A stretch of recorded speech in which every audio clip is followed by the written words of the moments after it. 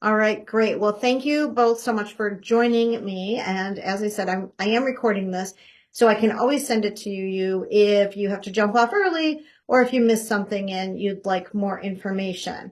Um, we're going to talk a lot about the questions that I hear from families all the time. And it's, when do we start? How do we know where to visit? What should we be doing? And so forth. And so you are both part of that College Made Easy um, Facebook group. And with the College Made Easy Facebook group, we do try to answer questions in there. So always feel free to do that. I'm Kelly MacLean. I started the group after running my business for about 10 years. The group's been in existence for a few years now. But I worked in college admissions for 9 years. During the 9 years I worked in college admissions, I saw things starting to change. Now, I started the Kelly MacLean Achievement Center 12 years ago. So it's been a while. But even back then, we saw college admissions becoming much more of a business. Getting heads in beds, so to speak, was the job. That's what became the job. And I didn't like that. I didn't feel like I was doing the best thing for students. And I didn't like, oh, they should be coming here no matter what. No, it's not the right fit for this student. It doesn't matter. That's not your job to decide. You just get them to apply and come. And I hated that. And I didn't feel like I was doing the right thing for students, for families. And so I started the business. And I started the business thinking, we'll just make it a cleaner, easier process. And let me tell you, since COVID, the whole process has changed substantially yet again. So, like I said, the questions that we get, and can everybody see the screen? I just want to make sure that you are seeing it. We good? Okay. So, where do we visit? That's often a big question. We don't know where to start. Your child might have a list of 10 schools. They might have a list of no schools. So you've got to start to think about, like, how do we decide and prioritize? I hear oftentimes families saying that their kid has shown no interest in visiting. They're kind of like, oh my gosh, just like, we'll figure it out later. We have other students who have really high goals, and they're looking at the UPenns, Vanderbilts, Georgetown. How do we make sure that they're on track to reach those goals? We often have families say, hey, I didn't go to college, or I didn't attend college here in the United States. It's completely different. How do we manage this? And ironically, since COVID, I tell families, even if you went to school here in the US initially, it has completely changed.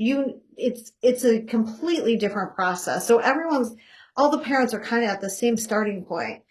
I have a lot of families say, hey, I had no idea how expensive college had become. How does everyone pay for it?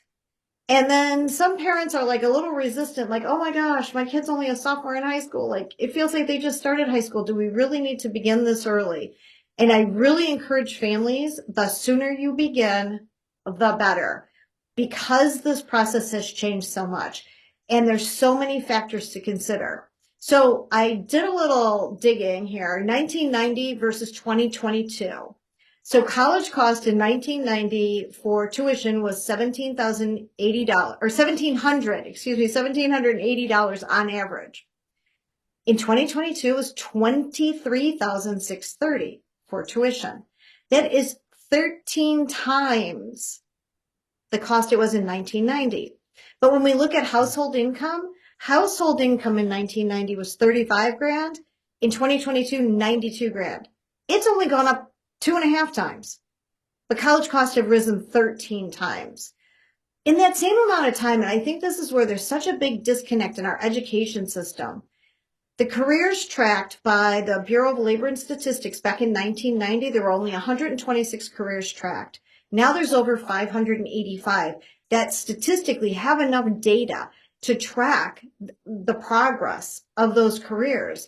And I don't feel like students are being exposed in high school to enough career information to make the right decisions all the time, to make the best decisions. And you're going to see why I say that. It's supported with the data. In 1990, 48% of full-time students graduated within 4 years. In 2022, only 33% on average graduated in 4 years. And you may be saying, especially, son, you have a student who just went through this, and you may have looked at graduation rates. The government changed tracking about 15 years ago. 15 years ago, they decided that they would allow colleges to report their graduation rates for 6 years. But nobody realizes that. Colleges just report a graduation rate. The after 6 years doesn't really appear in that statistic, but that's what they're reporting. So schools that are reporting 58% graduate, 79% graduate, that's after 6 years, not 4. So why don't kids graduate in 4 years? Number one, they change majors. They change majors because they went to school only knowing a handful of careers. And once they got there and they talked to other people, they discovered there's so many other things available. So what do? They hit a rough patch. They have a friend who's talking to them about how great their major is, their professors and so forth, and they decide to try it. They change majors. And so that has really extended graduation time. The other thing is sometimes they pick the wrong school. And so when they pick the wrong school, it's a matter of applying to another school. And it's always up to that receiving school to determine which credits they'll take. There's no guarantee. The receiving school gets to decide, we'll take your English credit, but we won't take this. And then you're retaking that class, adding time and money to the process. So I feel like the more information that we can empower students and families with up front, the less likely they're going to spend extra time, extra cost, navigating majors, colleges, and so forth. So that's part of the reason I'm bringing this information to everyone today. I get the questions all the time. I want to provide a resource for you to be able to see, that there's a better way than just being let around a college campus by a 19-year-old for a college that your kid knows a friend attending. So one of the main things that I notice parents like to rely on are U.S. News reports. How does the college rank in U.S. News? And I find that this is so incredibly deceptive. So when we look at what they factor in, the highest rank comes from peer assessments. 20% is based on how other college presidents and deans and so forth rank a school. But I know from having been in college admissions and working in financial aid, I know that literally they pick up the phone and they call other presidents and say, hey, I'll rank you high if you rank me high. Yeah. Only 34% of colleges respond to U.S. News requests. So the colleges that are responding are typically the colleges that are at the top because it's 20% of the weighting. So I don't know how that affects your child because a president made an agreement with another president. I don't understand. But again, this is something that most people don't know. So they rely on this data thinking that it has something to do with how their child's going to do. The other thing is they rely on graduation rates. Again, 16% of the ranking is based on graduation rates in 6 years. Not 4 years, 6 years. Education data reports that nationwide, 34% of undergraduate students receive a Pell Grant. The average Pell Grants award is $4,491. This is, you're filling out FAFSA and everyone says, oh, I'm not going to get anything. Well, 51%, more than half of all Pell Grant money went to families making less than $20,000 a year. So the reason I bring up this Pell Grant stat is because U.S. News tracks graduation rate performance. Graduation rate performance is modeled after, namely, those awarded Pell Grants. And so they break it down here. Pell Grant rates, graduation rates 3% for national universities, 5.5% in all other rankings. Mhm. Pell Grant graduate or Pell graduation performance. They give first generation grad rates and Mhm. graduation performance. And these are all in addition to that 16%. Mhm. So when you add all of this up, you've got about half of the rankings that are Mhm. based on factors that are typically not affecting most students. Again, when you're thinking about the fact that half of Pell Grant students, their families making less than 20,000. I agree. Those students need extra help. Those students need Mhm. universities to really take them in Mhm. and get them to where they need to be, because otherwise the Mhm. divide just gets bigger. But I don't think if only 34% of students are receiving Pell Grant, 66% of parents thinking these graduation rates that US News is reporting are relevant, they're Mhm. not. Mhm. So I think that's important to understand. So one of the things we really like to focus on is fit. It has to be the right fit. That is a best practice. What school Right. is the best fit? So there's three types of fit. And Mhm. I learned the hard way, and I'll share a story with you. I learned the hard way about that third type. So Mhm. academically, most families do consider major, who's got the Mhm. best major, the right major. Mhm. That academic fit is to Mhm. get to that desired career. So you have to have an idea of what you want to study and make sure it's not just a fallback. Like, Mhm. well, I knew I didn't want to be an engineer, a doctor, a lawyer. Mhm. I think something in business. Whenever I hear Mhm. something in business, I know it's a Mhm. fallback. Mhm. So you really want to explore so you have a best idea of like, what does that look like down the road? But Mhm. in addition to the major, it's also got to include other opportunities, things Mhm. like research. And when we talk about research, so often colleges will talk about research opportunities, but they leave out the fact that many Mhm. large universities, the only people Mhm. getting research opportunities are their grad students, not their Right. undergrad. So it Oh. really has to be something that is discussed. In this Mhm. program, is my kid likely to get research opportunities and at what year? Because if they Mhm. need research to apply to, say, med school or a Mhm. PhD program, Mhm. are they going to have it throughout their junior year? Because if Mhm. they have to wait till they're a senior, Mhm. that'll be after they've applied. Mhm. And so they're missing that key component to get to that Mhm. next step.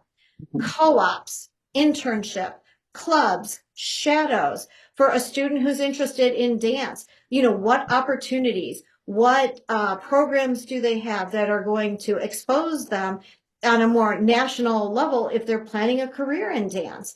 Do they also have maybe an entertainment major that teaches them the business behind, Mhm. the life of a dancer? Mhm. Then you've got to look at the social aspect. The social aspect can be the demographic of the school. Are there other students who share my interest? Are Mhm. there other students that share my values? Mhm. You look at the size of the school. Is it the right size? Do I feel comfortable here? Are the class sizes conducive to me learning? Do I Mhm. need a smaller class size so that I have more one-on-one interaction? Am I going to apply to med school down the road? And I'm going to need teacher recommendations. Am I going to have professors teaching Mhm. my first year? So I can build relationships. So by junior year, I can ask for those recommendations because a lot of undergrads, their freshman year in really large universities, they're taught by grad assistants. Mhm. Grad assistants aren't going to be around to write letters of recommendation. So you've got to consider the factors that go into how do I reach that end goal? And that end goal must be known to know how to set that up. Location, is it close enough to home? Is it far enough away from home? Is it Mhm. in the type of location I want to be? Do we have trees and green stuff? Do we have a nice urban area where a lot's going on? For everybody, it's different. And then clubs, what activities? What am I doing when I'm not in the classroom? What opportunities are right here on campus for me? And what's that vibe like? A lot of students will definitely express I want the rah rah school spirit, like the big Mhm. teams, the Clemson, Mhm. the Ohio State, the Michigan, Mhm. that. But sometimes if they're not into sports, it's a little bit more difficult to articulate the vibe. But going from school to school can help them really begin to articulate that, to know what's best. It's funny how many students, the very first school they visit, they're like, oh my gosh, I visited XYZ campus. I loved it. And then they visit 3 other schools and XYZ falls down. The Mhm. first visit always holds some enchantment. It's like Mhm. the first date. There's some enchantment with it, right? And Mhm. then once they realize there are other things out there, they start to Mhm. think, you know what? Now that I have some comparison, I Mhm. actually like this better. So it's really Yeah. important to visit schools and visit them early. Now, the third type of fit is financial. And I mentioned that I learned this the hard way to include this when talking with families. At first I didn't want to be invasive into someone's financial life and so forth. And I helped a girl, lovely young lady, great student, and her dream school was a more selective school. And this is years ago, and had a more selective price tag with it. And she and the parents were like, oh, it was a good distance from her home. I said, does that work? Parents are like, oh, yeah, absolutely. If she gets in, we're going to make it work because we want the best for her. We want her to be happy until she was accepted and they got the financial aid award letter. And the mom called me and she said, you have to tell her she can't go here. I'm like, excuse me? She said, oh my God, we cannot write checks for 70 grand a year. And that's how much this school is. And we didn't realize like that she wouldn't get more scholarship money. And I said, but we discussed how selective it is. Well, yeah, but we thought we'd get more money. And I see Yeah. that a lot. And amongst the selective schools, it's often your award is you getting Mhm. in comparison to all the students who were denied. So Mhm. it's really important to have those conversations early with your children.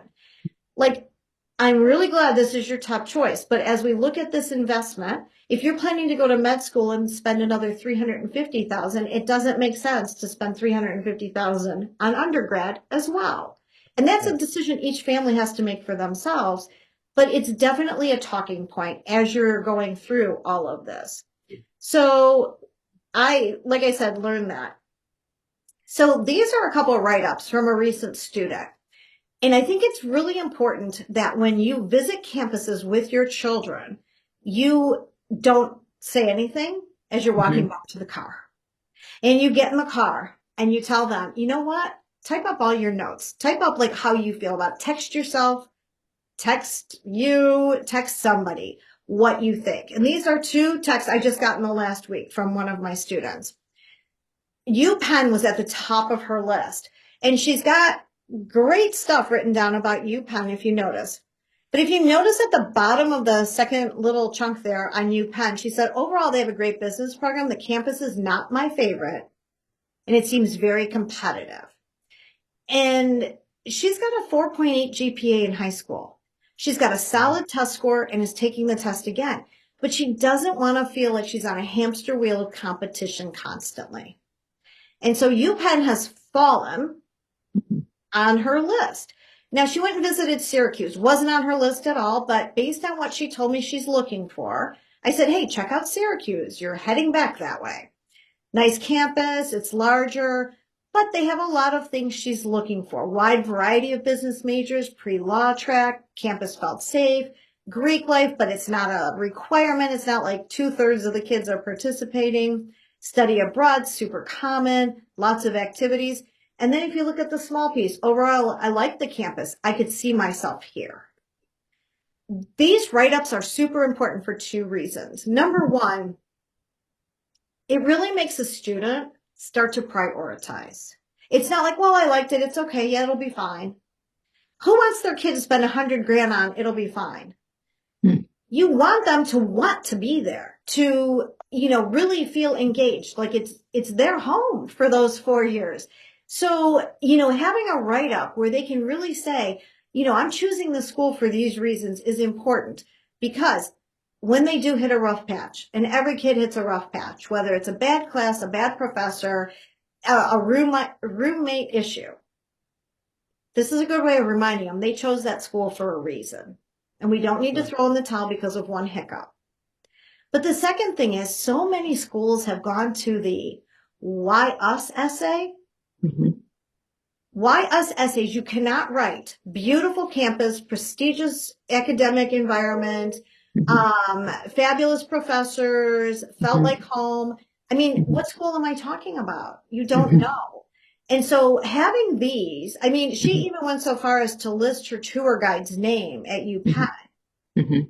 Brody told me how collaborative the school was, and I was worried it was overly competitive, but he assured me. You know what I mean? Like, there's so many ways you can weave that in so that you stand out in that why Mhm. you're choosing that campus. And Mhm. that makes a big difference in admissions. You know, Mhm. admissions is a Mhm. lot like dating. We can only Mhm. take one girl to prom. Who are we going to pick? Mhm. Well, the one who's shown us the most attention, the one who showed up, did the tour, remembered Mhm. it, and then actually wrote things Mhm. that are true.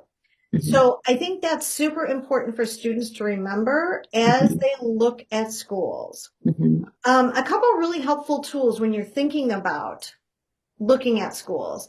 Collegedata.com, and I'm going to show you that in a second. And then the common data set, which you can go to any school's website and in their little search bar, type in common data set and you'll see it. Let me show you. Bear with me here because we're going to kind of switch things up just a second. And I don't know why, I am the least tech savvy person when it comes to my Zoom, doing things on Zoom. Hang on, we're going to exit this for a hot second. But I want to go back here. I'm going to share my screen to my college data here. Yeah, a lot of good points. Okay, so college data is a great tool. And what I like about it are a couple things. We know the size of the population right away. I love that they list their admission rate. We've started, you know, it used to be there were safeties, targets, reaches. And now I'm seeing a lot of other independent counselors list unlikely, anything less than 25%, then reach, then target, and targets like around 50 to 75% acceptance, and then safety over 75% acceptance. Mhm. I like to tell families this middle 50% Mhm. for test scores, Mhm. you increase your chances exponentially by being in the top 25%. Mhm. So don't feel like, oh, you're at a 28, you're good, you don't have to take it again. If I had a student who was at a 28 at this point, I would be telling them, you're taking Mhm. it again. We need to get it up. Same with the middle 50% for your SAT scores. Cost of attendance. Mhm. Cost of attendance is a commonly quoted figure. It includes room and board, Mhm. tuition, and other fees. And they also figure in travel expenses if Mhm. they are a school that typically gets students from across the country. They want you to know what your total cost will be. That is not what you're writing a check for, but it gives you a good idea of what the total cost, where you're going to end up. This school meets 96% of need, meaning that in addition to students who are getting Pell Grant, they're going to try to bring up the amount of award they give those students so that they can afford to come to the school. Because let's face it, $5,400 is not getting them to Syracuse with an $85,000 price tag. But this gives you a lot of great information on here. It also talks about the regular class sizes. You get a really good feel for if they're going to have smaller class sizes, larger class sizes, and so forth. 53% of students are in housing, campus housing. That's outstanding. It's not a commuter school. Kids aren't going home on the weekend. You're going to have a real college vibe. You've got almost half the women in sororities. If you're thinking about sororities, that's great. If you are very anti-sororities, that might be an issue. They talk about the diversity of the campus. I think this is really important. I love seeing schools that have a high rate of international students for a couple of reasons. International students do not get financial aid. They pay full price. So that's that much more money the school has from their alumni funds to give for scholarships. But I think with our global economy, the more international students can attend school with, the better, the more they're learning about other cultures and so forth. But that's my personal opinion. For everybody, it's got to be, what's your personal opinion? So this is college data. Highly recommend this as a tool. This is free. You can go in and use this all the time. The other tool I mentioned is the college data set. So can you see the college data set that I just pulled up here for Syracuse? They list what's most important to them. Rigor of secondary school record. That means they want to see AP exams. They want to see IB classes if that's what your school offers. They don't want to see, oh, I'm going to take AP senior year. They want to know that you've already had rigor in your schedule. Class rank is a challenge. A lot of schools have gone away from listing class rank, and a lot of colleges want to see it. So, unbeknownst to parents, when a guidance counselor submits their letter of recommendation, they also have to do what's called the school report. They send off a school report, and in that school report, it gives the college enough information to discern where your child's GPA puts them rank-wise. Sometimes if you contact the guidance counselor, they'll be vague, but they might tell you, oh, top 10%, 20%, whatever. That's very helpful for you to know where you stand. But just know that while your high school may not actually publish a class rank, they are giving colleges enough information to kind of figure out what window you're in. Syracuse prioritizes academic GPA. They're going to look at what is your school standard, and then where are you on that standard. Standardized test scores are considered, but they don't have them listed as very important. We're going to talk about that in a second. The application essay is very important, and I really can't stress enough to students how important it is to not be basic, to really put thought into it, to really take some unique opportunity to highlight one of your characteristics or trait without talking all about yourself. Don't reiterate what you did in your volunteer hours. Don't reiterate things that are on your resume. Really make it unique, but highlight a characteristic through a story, not, I did this, I think this, I'm going to do this. You don't want to there's so much human subjectivity. You want, when they're reading the essay, to like you. You want to be likable. I had a student, and if you go to my Google reviews for the company, you can see the dad wrote us a great review on Google. So he contacted me a year ago in April, and he said, I had never met him. He lived in Washington. I'm in Ohio. He said, my son just got his final decision back. He applied to 5 schools and he was rejected at all 5. He had a 1520 SAT. And I think the 1520 had a perfect 800 math. He lives in Washington, applied to the University of Washington. Seems like that would have been a safety. He had 8 AP classes, scored a 4 or 5 in all 8. He had a great resume. He'd been president of the robotics club. And I said, okay, well, I need to see the whole application to really know where the breakdown was. And his son, through much advice, wrote an essay highlighting his leadership experience because he was told, tell them how you did this. Tell them how you started the club. Tell them how you led. Tell them how you got the team to the competition. And so everything was, I did this, I did this, I did this. And I said, let me read this to you. Would you want this? Like, I don't want this person on my school campus. Like, you sound like you're a bragger and you're going to be obnoxious. Like, that's how it's coming across. I said, now that I met you, like, you're not that person, but this is how it's coming across. I said, I realized you were you wanted to show them, but instead what you did was tell them. So we rewrote his essays. We redid his application. He took a gap year and we reapplied to all 5 schools to which he was rejected. He got into 4 of the 5. The only one he did not get into was MIT.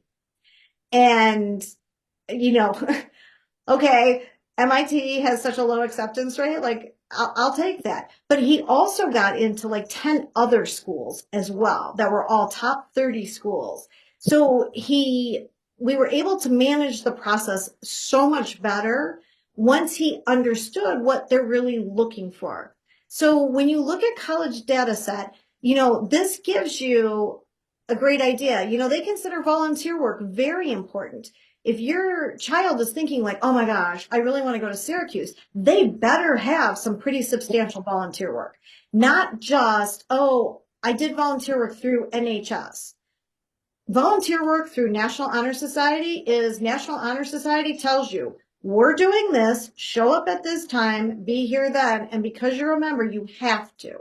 That's not showing that you're giving service from your heart.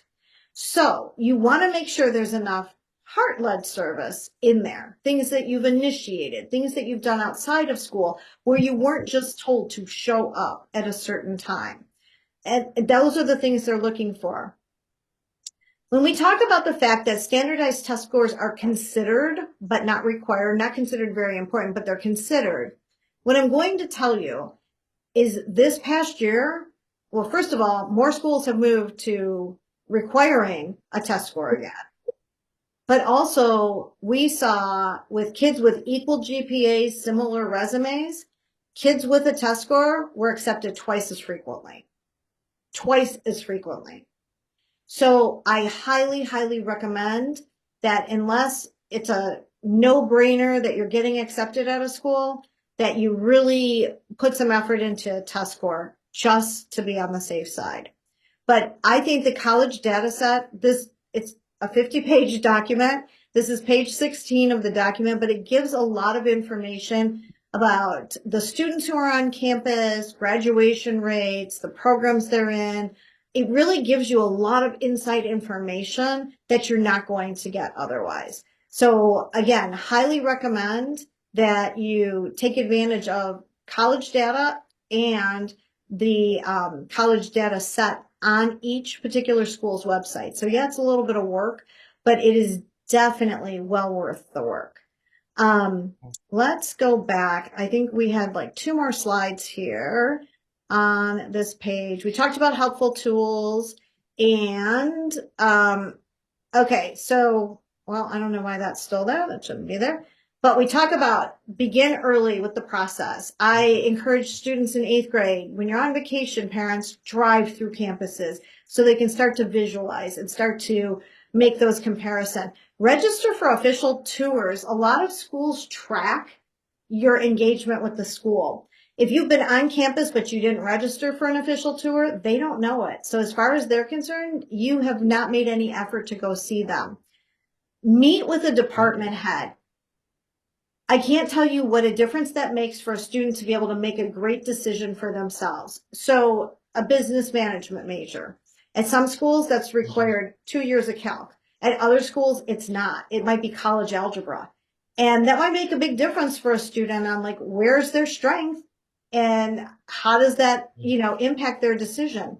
Know what that 4-year class schedule is. And so my own son thought he wanted to be a doctor at one point. And we started visiting colleges early, and we went and met with the head of biology at a school. Now, we did the tour first. And on the tour, my son was like, oh my gosh, Mom, isn't this great? Oh my gosh, Mom, this is fabulous. Mom, did you hear that? Mom, isn't this awesome? Mom, look at this. I mean, he was like, this is it. It was also his first school visit. So he was all overwhelmed and overjoyed with everything. We met with the department head. So he's going to be a biology major, pre-med. We walk into this gentleman's office, and the entire office, floor to ceiling, is lined with plastic boxes with bugs in them because he's an entomologist. So now I'm like, mama bear here going, okay, so who do you know at med schools? Do you have an MCAT prep class? How much money have you put in your cadaver lab in the last year? Okay, needless to say, that was not his realm. And he wasn't going to be able to help my kid. Yeah, my kid could take biology, could be pre-med, but my kid was never going to have those resources he desperately would need. So from one school to another, what the head of the department is focused on is the direction the program's going. Is that the direction your kid wants to go? It's super important to know those things before they start school. Because my kid would have hit his junior year and been like, there's no MCAT classes. I haven't seen a cadaver lab yet. There's nothing here. It would have been a problem. So meeting with the department head, I feel is a step that should definitely be taken. Know the 4-year class schedule, let your child process that information and put all their thoughts down so that they have the information for the why us essay at the end of their college applications, because that's going to be critical. So really have them type out their thoughts and so forth. Once you know your top choice school, make sure that you know that school data set and that you can help guide your child. Like, hey, you need more AP classes. You need more volunteer work. There's other things that you probably need to add to your resume to make sure you're a good candidate. Or we need that test score up. Or we need to know this is a reach. What else do we have? Because for every reach, we need a safety or a target at the minimum. So those are some of the thoughts for today. Tomorrow, like I said, we're going to dive more into the resume, how important those extracurriculars are. We're going to dive into what those essays, need to look like. Hopefully this has been helpful and that you, Yes. have gotten something out of it. Definitely. Thank you. Good, What, good. So what they're Any time? questions? requiring an resume now of your application. Wait, I'm sorry, you broke up a little bit. Can you repeat that? All right, they're requiring now a resume on top of the college application, also in your essay. So they don't all require resumes. However, I make all of our clients do a resume for a couple reasons. First, I want students to give the resume to the teachers so that the teachers write better letters of recommendation. Okay. Teachers know the student in school, but I mean, and I say this, obviously I don't know either one of you, but come on. Could you just rattle off under pressure, like, oh, I've got to do this right now, everything that your kid's done since freshman year? Probably not. There's no way the teacher is going to be able to speak about the fact that your kid volunteers in 3 different places, that your kid Sure. dances for 2 different studios, has done musicals, has been the lead, like whatever it is. Like they're not going to have all that information. So I like to be able to give the teacher so much information that it's going to be very personal. The school's going to look at it and go, wow, they really Okay. know this kid, which is a plus. And so they're Okay. going to take what they say more to heart rather than great Sure. student. That totally makes sense. I didn't even see that concept, but that completely makes sense. Yes. Yes. And then the other thing is some schools do give Yeah. you the opportunity to upload it because on the Common App, there are 10 spaces for activities and you only get 150 characters to describe Mm-hmm. it. And I don't Right. think 150 characters can often really tell the story about how much you did or how much you grew as a person and who you helped Yes. and so forth. So if they give you the chance to upload a resume, it can be, and these resumes look different than job application resumes. They can definitely be more than one page. And so it's an opportunity for you to really shine your best light. I have a student, and you'll see tomorrow, he had a 3.4 GPA and he got into 12 engineering schools. Wow. Yeah, his resume was 2 to 3 pages and amazing stuff. And they're like, oh, this kid's been busy. That's why he doesn't have, all A's, but Yeah. he's capable. So, Right. Yeah. Sure. yeah. So that's why I'm really big on a resume and essays really, I can't say enough about how much an essay, because there's just so much human component. Like they're going through these Yeah. things, going through them really quick. Do I like you? Do I not like you? Like, are you hitting a chord with me? Or am I like, oh God, another one saying the same thing? We do not let anybody write sports resumes. Nobody's allowed to write about an injury or a deceased relative. The number, when I was in admissions, the number of essays I read about the special bond with your grandparent told me nothing about these kids. I'm like, okay, what I've learned is every kid has a special bond with their grandparent. Like that doesn't help. And so, you gotta find a way to stand out. And, some people will say, oh, there's nothing new in college application essays. And I disagree. And you'll see that tomorrow. So, Sounds good. any other questions? No, Okay, fabulous, fabulous. No. I appreciate you allowing me to glitch with my tech there a little bit. And I will look forward to seeing you tomorrow night. We start again at 8 p.m. Eastern. Tomorrow, 8 p.m. Okay. Yep, you got it. sounds, All right. Thank you so much. I really appreciate all your help. And Thank your you. No insight. problem. Oh, great. Thank you. I'm just glad that I was able to help. So, all right. We'll All talk right. later. Yeah. thank See you you. tomorrow. Have a good evening. You too. Bye. Thanks. Bye-bye. Bye-bye.